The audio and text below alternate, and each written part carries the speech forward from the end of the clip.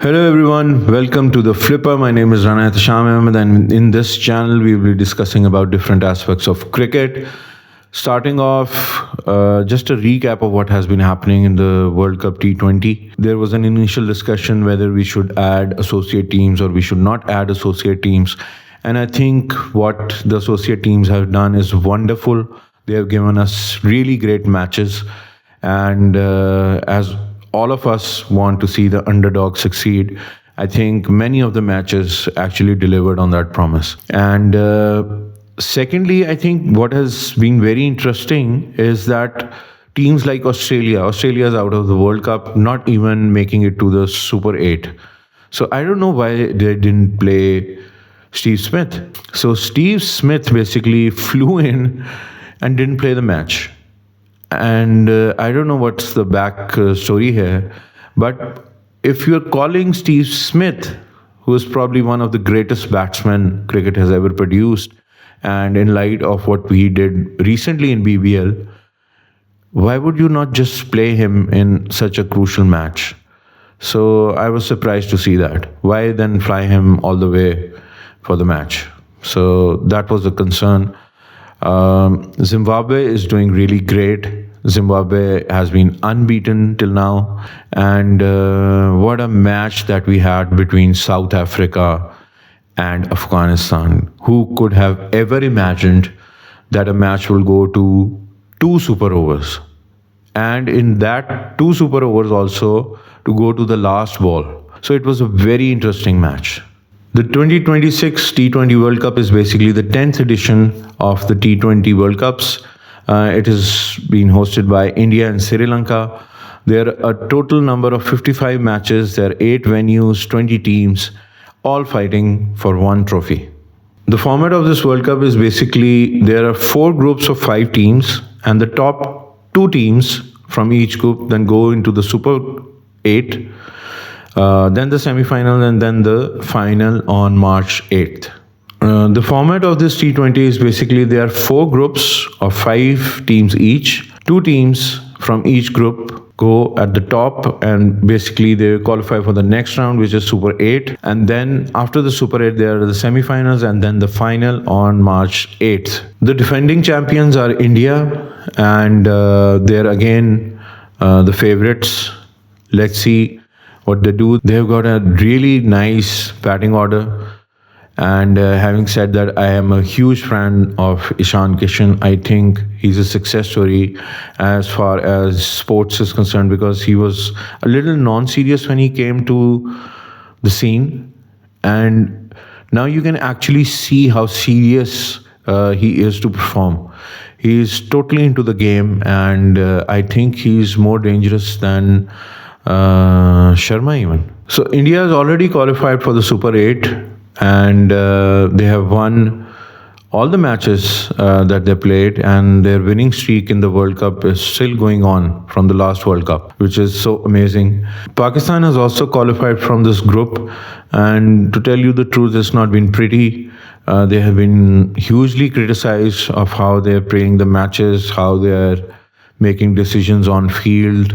There has been a lot of discussion about how there should or should not be a place in the team for Babar Azam. Especially, I was surprised to see them basically winning the toss and then giving India the privilege to bat. I don't know, but there's a record that Pakistan basically is very bad in chasing. Even if you see that match that Pakistan had with Netherlands, I think that could have been a eye-opener, that even with Netherlands, Fahim Ashraf got a little lucky. His catch got dropped.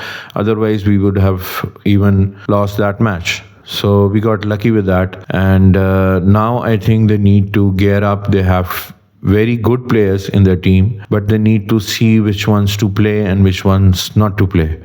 So as far as Pakistan team is concerned, we'll further talk about that. It's been a chaos as always, what you expect from the Pakistan team. But definitely there is hope, and we wish them all the best. USA, Netherlands, and Namibia are also out. And from this group, India is obviously flourishing and at the top. And if Abhishek Sharma comes back to form for the Super 8s or the semi-finals, then I think India might just win it. So let's see. In Group B, it was Australia, Sri Lanka, Zimbabwe, Ireland, and Oman.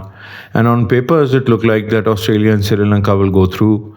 But as you know, what happened is that Zimbabwe came out flourishing, and Australia could just not deliver in both the matches with Zimbabwe and Sri Lanka.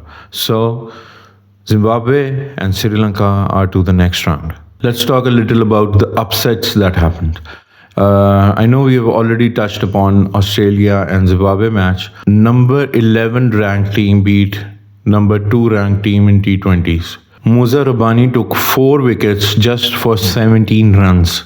And this is the second best by a Zimbabwe player ever in a T20 game. Brian Bennett scored 64 runs and the crowd in Colombo was just going crazy. Well, here's an interesting fact. Zimbabwe basically has beaten Australia for the second time in a T20 match. So previously they did that in 2007. So their success rate against Australia in T20 World Cup matches is 100%. Australia was without Pat Cummins, Hazelwood, and Mitchell Marsh going through an injury. And then they decided not to play Steve Smith for some odd reason. But having said that, I think Zimbabwe was just absolutely brilliant. Can you imagine sitting in the stadium and your team playing the match, and first the match goes tie, it goes into the super over, and then the super over goes into a tie, and then the second super over goes into the last ball. So that is what makes T20 format so exciting. Who could have imagined such a match being happening in a World Cup? So England is basically a top team, and who could have imagined that Nepal would give them such a tough time that the match will come to the last ball? It goes to show that in T20 format, and especially T20 World Cups, the match can go to these levels and anybody can win.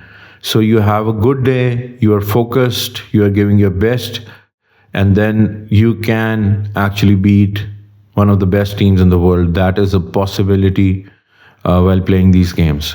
And then again, Australia got beaten up by Sri Lanka. So again, there was no Pat Cummins, no Hazelwood, no Marsh, but they just couldn't give their best. And to top this off, Nissanka scored a century to add salt to the wound. So the group stage is done and the teams will now move to Super 8. And it will be great matches that are lined up. So the 8 teams that have qualified are now split into 2 groups. And the Group 1 team basically has India, West Indies, South Africa, and Zimbabwe. This group is a little tougher than the other group. So that has been the story of T20 World Cup so far, and what a story it has been. If you have enjoyed the video, hit the like button, subscribe to the channel if you want to see more videos. In the future, we'll be bringing you documentaries on different players. We'll be doing analysis on different aspects of cricket. And do subscribe to the channel if you like it. We will also want to know your prediction that who is going to win the World Cup. It will be very interesting for us. My name is Rana Sham Ahmed and you are watching The Flipper. See you next time.